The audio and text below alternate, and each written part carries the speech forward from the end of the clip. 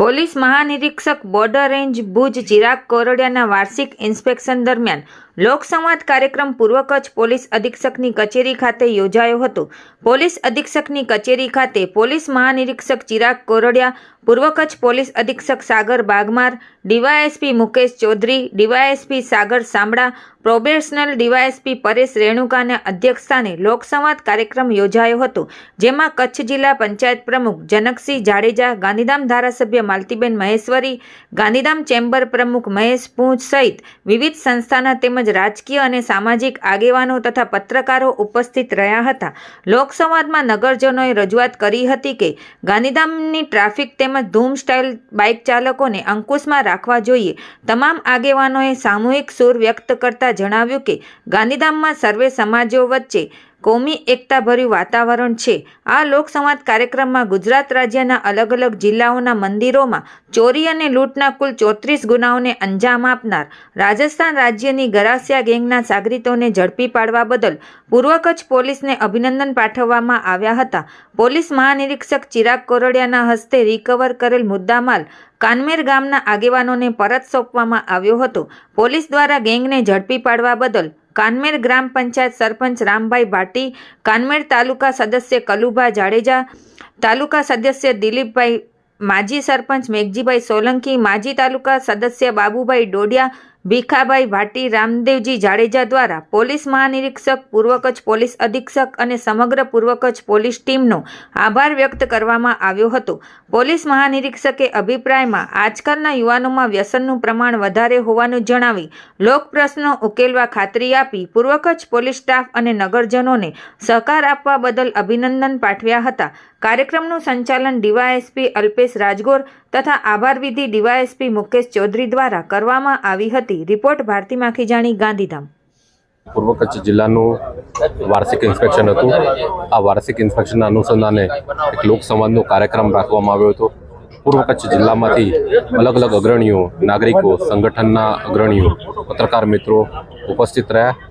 પોલીસને લગતા પ્રશ્નોની તેઓ દ્વારા રજૂઆત કરવામાં આવી। ટ્રાફિકના પ્રશ્ન હોય કે ક્યાંક ડાયવર્ઝન આપવાની જરૂરિયાત હોય, એન્ફોર્સમેન્ટની જરૂરિયાત હોય, અલગ અલગ મુદ્દાઓ પર વિસ્તૃત ચર્ચા કરવામાં આવી। પૂર્વ કચ્છ જિલ્લાના તમામ પોલીસ અધિકારીઓ હાજર છે। એને મારા તરફથી સૂચના કરવામાં આવી છે કે લોકોના જે પ્રશ્ન છે એનું ત્વરિતપણે નિરાકરણ કરવામાં આવે અને એ નિરાકરણ જલ્દી કરીએ એવી મારી ટીમ પાસેથી પણ ઉમ્મીદ છે। સર, પૂર્વ કચ્છ પોલીસમાં જે ગુનાખોરીનો ગ્રાફ ઉકેલવાની જે કામગીરી કરી છે તે બાબતમાં આપનું શું કહેવું છે? આજે મેં ચર્ચા કરી, તમામ અધિકારીઓ જોડે પણ ચર્ચા કરી। પૂર્વ કચ્છ વિસ્તારમાં જેટલા પણ ગુનાઓ બન્યા છે, ગંભીર ઘટનાઓ, પોલીસે તાત્કાલિકપણે ઉકેલ લાવ્યો છે। આજે આપણે જોયું છે 13 તુચકો અર્પણ કાર્યક્રમમાં જુદા જુદા વિસ્તારમાં થયેલી મંદિર ચોરી 34 ગુનાઓના આરોપીઓને પણ પોલીસે પકડી પાડ્યા રાજસ્થાન જઈને। એટલે કોઈ પણ ગુનો બને તો પૂર્વ કચ્છની પોલીસ એકદમ એક્ટિવ રીતે કામ કરીને ગુનાનો તાત્કાલિક ઉકેલ લાવે છે। એ બદલ આજે પોલીસ અધિકારીઓનું પણ સન્માન કરવામાં આવ્યું। લોકોના પ્રતિભાવો પણ આપણે પણ સાંભળ્યા હશે કે ખૂબ સુંદર લોકોએ પ્રતિભાવ આપ્યા ડિટેક્શનની કામગીરીના। સારું કામ પૂર્વ કચ્છની પોલીસ કરી રહી છે અત્યારે। સર, સાયબર ક્રાઇમને લાગતા ગુનાઓ એવી કંઈક રજૂઆત અથવા જે કોલેજના સ્ટુડન્ટ્સ વિશે તમે કીધું કે નાના નાના બાળકો હવે ધૂમ્રપાનનું સેવન કરતા, એ વિશે બાબતે તમે શું કહેવા માંગો છો? સાયબર ક્રાઇમમાં પણ કોઈ પણ અરજી અથવા કોઈ પણ રજૂઆત આવે છે તો મારું સાયબર ક્રાઇમ પોલીસ સ્ટેશન એ તાત્કાલિકપણે ફરિયાદ નોંધીને અથવા અરજી આપી હોય તો પણ એનું નિરાકરણ તાત્કાલિક લાવતી હોય છે।